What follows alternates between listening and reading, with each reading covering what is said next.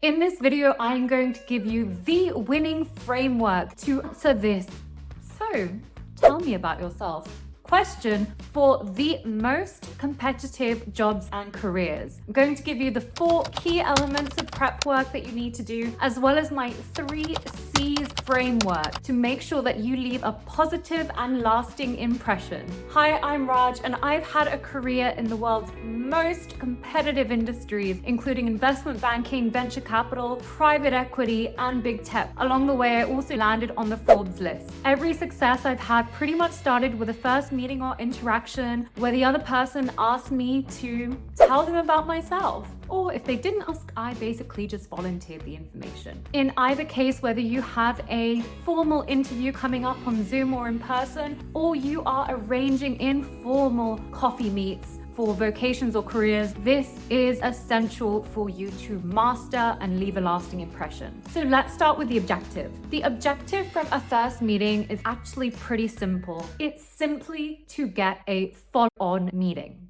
That's it. Nothing more. So acing this question starts with 4 key elements of prep work that you need to do well and truly before an in-person or Zoom meet. So let's start with number 1. Number 1 is making sure that you can outline your career story from the most historical event to the most recent in around 5 to 7 minutes in a way that is interesting and engaging and highlights the key aspects that you want to highlight. This is not simply reciting your resume that the person has already probably seen. This is taking your resume and summarizing it in a story format in around 2 paragraphs, starting with the most historical experience or event that you had that perhaps planted the seed for where you are now.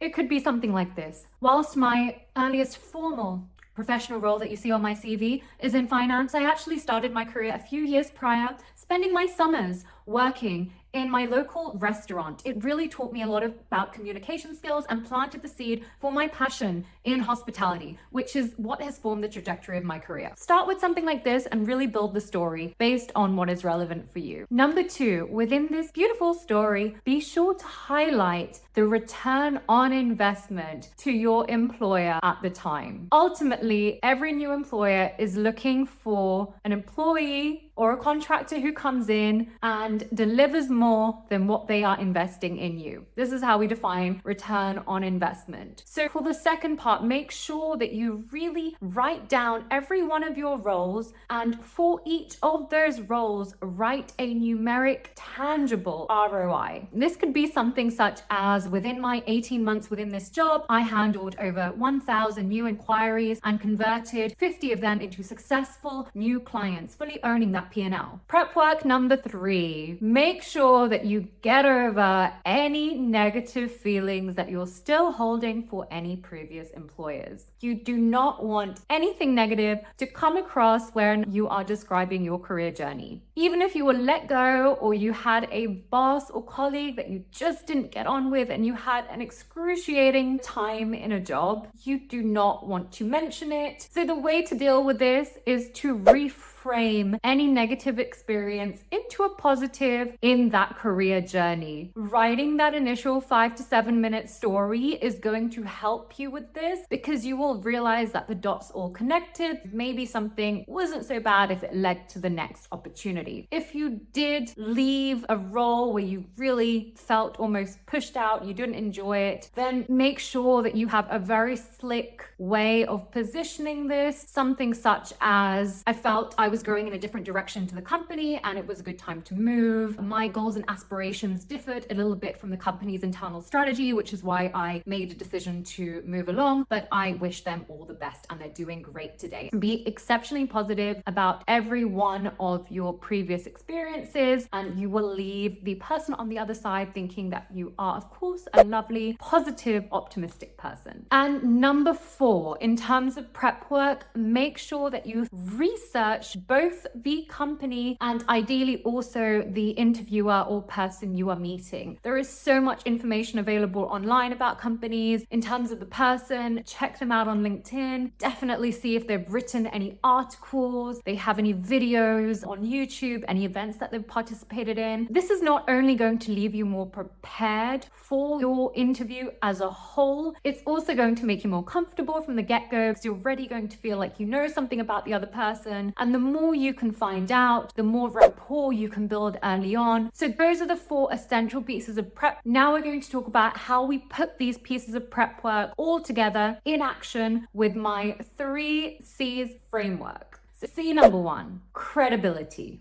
You want to spend the first few minutes of your conversation with someone establishing as much credibility as possible. You are going to do this in the first few minutes by running through your beautiful 5 to 7 minute career journey and history where you've weaved in those elements of ROI. The other aspect of credibility is to show that you've done your research. The more you can drop in that you have fully researched the opportunity, the better you're going to come across. The second C, connection. It's scientifically proven that people feel more connected, not when they hear about you talk about yourself, but when they have the opportunity to talk about themselves. Whilst we want to focus on ourselves in this tell me about yourself question, you certainly want to open up the arena for the other person to volunteer information after you're finished with your career history. A really good way of doing this is setting up some questions early on that they can come back to and answer. This is going to really help you build that connection, and that connection is what is going to leave that lasting impression. And the final C, go for the close. After you have described your career journey and where you currently are, you've asked a couple of interesting questions, make sure you spend the final moments of this interaction going for the close. What do I mean by this? It's asking a pretty direct question to recognize why you're both there and clearly show your intent. In the case of a coffee meet, this could be a pretty soft close, which would be something like, I noticed that your company is expanding pretty aggressively in the Middle East. I've had quite a bit of work experience out there and do have some family friends and connections. I would love to learn more, and if there's any way that I can support your growth ambitions out there, let me know.